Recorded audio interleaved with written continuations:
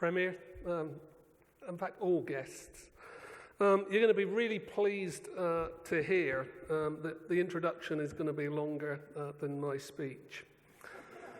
Thanks, Ed. Very kind words. A special thanks to you for the humour and the commitment. Those discussions were very, very difficult by any measure, and they were only so successful because people were willing to give some things up as we sought a greater solution, a greater good. I've known Ed for many years, in fact, all the time he's been in his current job. And I don't think we've ever started a discussion on the same side of the negotiating table. And yet we have total respect for each other. And that's a message I'm going to start with, and it's a message I'm going to finish with. There's not enough of that. The people you should embrace are people who have different opinions than you. And you should find a way in the public interest to pursue the greater good. Too many of us, whether we're politicians, whether we're industrialists, whether we're academics, whether we're think tanks, whether we're NGOs, have too much vested interest and forget there's a greater good out there that we serve. And so I'll come back to that message. A thank you to the staff of the Public Policy Forum. Really appreciate what you've put together here for us tonight. Congratulations, and I'm going to be informal from now on. Congratulations to Barb, who I haven't seen, but to Melissa and Chuck. I feel proud to be here with you guys. Particularly Melissa, we've known each other all the time I've been in Canada.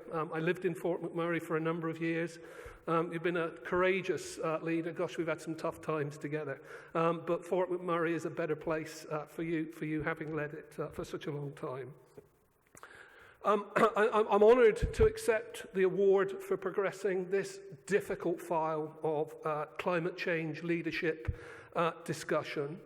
And I accept the award on behalf of a lot of people in this room.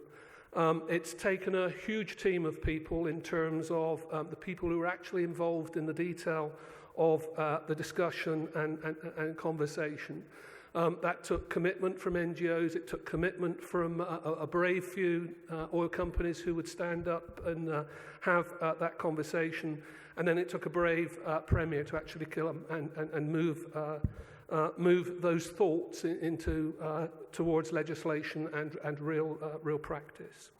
But there's one person I want to pick out who's Arlene Strom, and she's particularly worried now because she is the head of communications. or perhaps, Ed, I should say she was.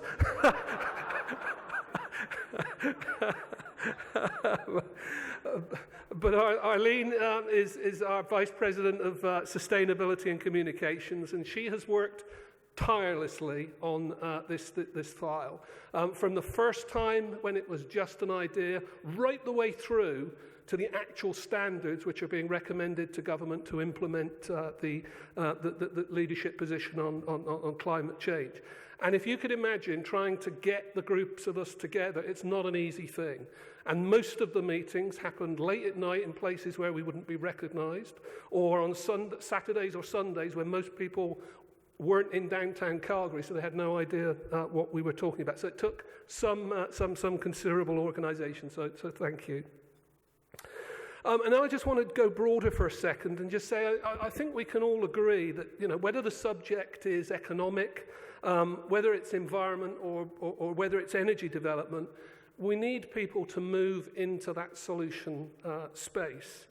There are too many forces at play in the world that make it easier to polarize conversations. And those forces are getting stronger, not weaker.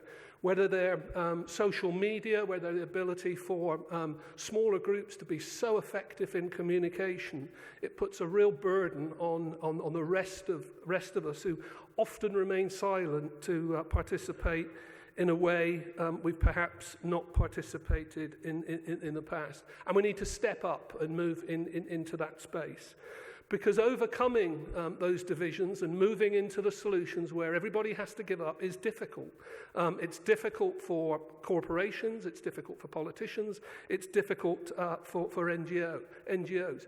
But there is something in the Canadian DNA. I speak with a strange accent. I'm a proud Canadian, but I've lived other places too. And there's some really good things in there. We have this tendency to look forward. We have this tendency to learn. But we mustn't forget some of the things we've learned in the past. There's a definition of insanity, which is doing the same thing, expecting to get a different result. We have to do some very different things as we move forward. And we have to tackle some of those issues. And some of them for the industry have been tough. Some of them have been technology issues. If you think of the big two issues we faced first, they were about how we extract these resources and how we reclaim the land once we've extracted them. And technology, competitive technology, has enabled us to move forward. So moving into technology, moving into new areas of policy, very important to us. We need to remain pragmatic and have a degree of optimism about where we go, because some of these issues are complex. And whether it's starting to reconcile Canadians' relationship with Aboriginals or taking steps to address climate change, we have to take a step into that uncertain world and we'll make more progress. Standing on the lines, waiting for the perfect answer isn't the way. We have to recognize, embrace, and move forward.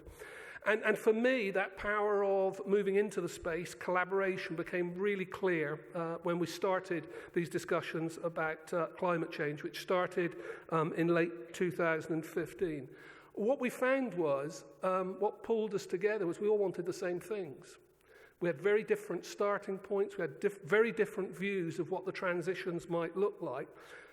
But surprise, surprise, we all wanted a better quality of life. We all wanted a healthy environment. We all wanted it to be better for our children than it is for us today. And those things overpowered the differences between us. So I encourage people to move into those discussions, start to build the trust and take the difficult conversations. And I fear, I've literally come in to Calgary this afternoon from Boston, having spent a few days there with some think tanks around why democracy is failing in the US and what we might do, some things we could do to start to move it forward. And part of the problem is this unwillingness for people to meet in the middle, because exactly the opposite is what's politically attractive when people are campaigning. It's the differences that help define and get voters, but we need exactly the opposite when we come into these jobs of responsibility. So we need to get together, we need to problem solve, and we need to ensure when we do that, we look after the environment and we are competitive. Now, I have to say, I think Alberta, I think Canada has moved into a new position. For anybody who was lucky enough to be at Paris or who've been in some of the more international forums recently, Canadians get clapped into the room now. And that's to do with the climate change leadership position that Alberta has taken and the climate change position that we've taken nationally and the willingness for Canada to start to engage in some of those discussions. And if you ask the world where they'd like their oil to come from, they prefer it to come from Canada than anywhere else in the world now.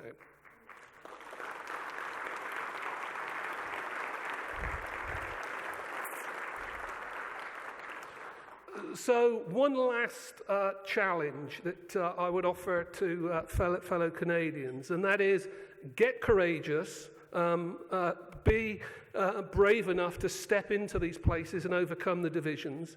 As I say, we all care about the same things, and that's really important to us, particularly this thing for brighter futures for our children and grandchildren. But what does it mean practically? It's very easy to say those things, but what does it mean? It means keeping an open mind to others' perspectives. It means have values and beliefs, but be willing to learn as you have the conversations. Step forward with your own ideas. Too many people are silent. There's a wonderful saying that Churchill had, which was, all it takes for evil to prevail is for a good few people to stay silent. Good people stay silent, wrong things happen. It's important we stand up. And of course, often as Canadians, we sit back. We're very, very calm, collected, don't get too worried by too many things. It's time for us to stand up more. Be committed to working the solution space. So understanding those points and brave enough to take the longer term view. And so I encourage everybody here, just think of one thing you can get involved in and get a little bit more involved in it.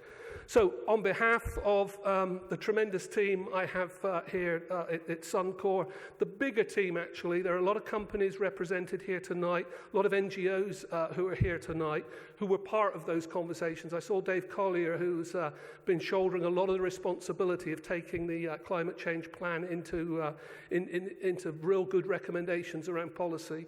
So to all of that group, I accept this award on your behalf.